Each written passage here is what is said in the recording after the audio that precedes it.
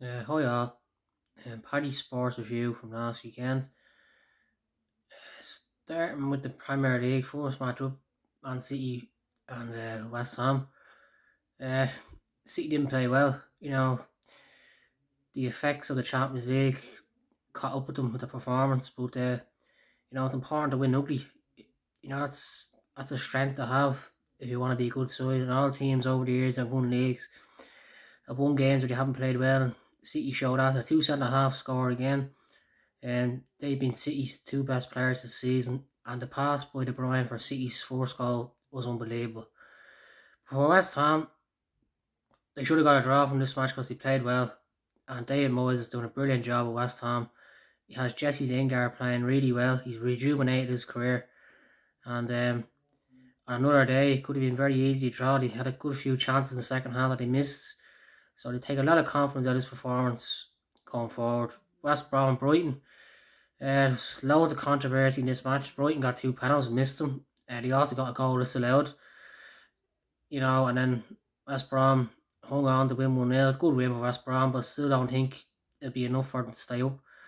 Brighton need to be careful because I think they need another win or two to be safe. They could be dragged back into the relegation battle very easily. Half five leads in Villa. The team away win continues.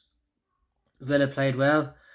They scored a goal and they hung on. I thought Tyrone Mings in the match was outstanding, and he's been brilliant for Villa this season.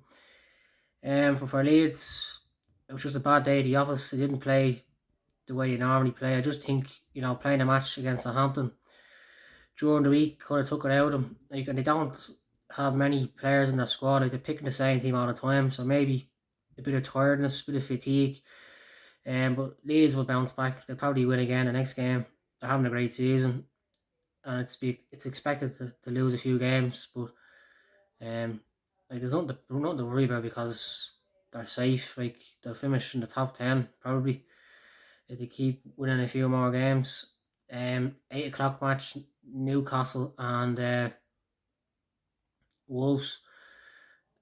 Newcastle played okay, but like I don't think they're a good side. They haven't done much this season, and they do well to stay up. They haven't won enough games. They haven't scored enough goals. And I don't know why they brought Andy Carroll back. To be honest, I thought it was a poor move. To be honest, on to Sunday, Leicester and Arsenal. A brilliant comeback win for Arsenal. I thought Tierney in the match was outstanding. He's been brilliant for Arsenal this year. Lacazette has improved, in front of goal as the season went on. And Arteta will take positives out of this win going forward.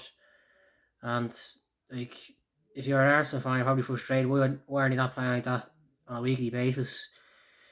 Leicester probably feeling the effects of a match in the Europa League. Disappointment of getting knocked out.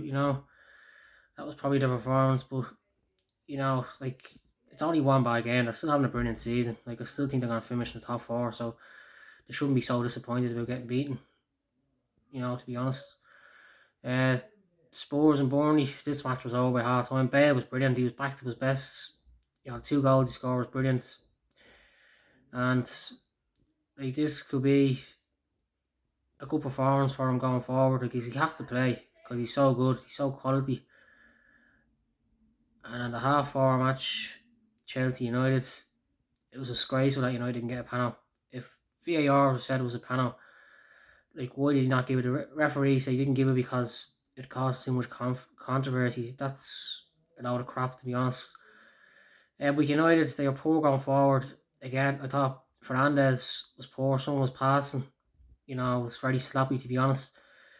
And they just don't have that punch, that attacking intent when they go forward.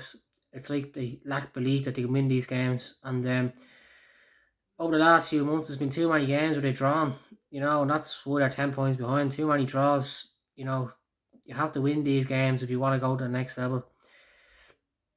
But for Chelsea, I know they've improved under Thomas Tuchel, but they still have a long way to go. They didn't create enough chances in this match. Like it was like they just accepted the draw. So both teams actually, kind of accepted the draw in the end. So I thought it was a poor match, to be honest. And the night match, Liverpool bounced back with a win. Like a lot of people are raving about Liverpool because they won that match. Like you need to relax. Like they beat a team that are bottom of the league, so like they're not back yet. Like they need to win a few more games. Um, they still have a big task on their hands if they want to finish top four this season. European football, I talk Gnabry for Bayern was brilliant over the weekend. He's been brilliant for Bayern this season. And Alexis Sanchez, it looks like he's rejuvenated his career in the Milan after it not going well with United. In the golf, PGA Tour, Morikawa, he wins the WGC. I thought he was brilliant. He's so good for someone that's so young. Like I know his tee to green game is solid, but his putting was brilliant. He held a lot of key puts in the final round that won it for him. And fair play to Victor Hovland. Great bounce back. After having that 8 on Friday, you know, he put that behind him and he had two brilliant rounds to finish his top five. His best finish on the tour so far. He's going from strength to strength. And it was an improvement for McIlroy. He made a lot of birdies, just too many bogeys cost him from winning at the end. But a lot of positives for McIlroy going into the next few months of the season. And in rugby, Six Nations, convincing win for Ireland against Italy, but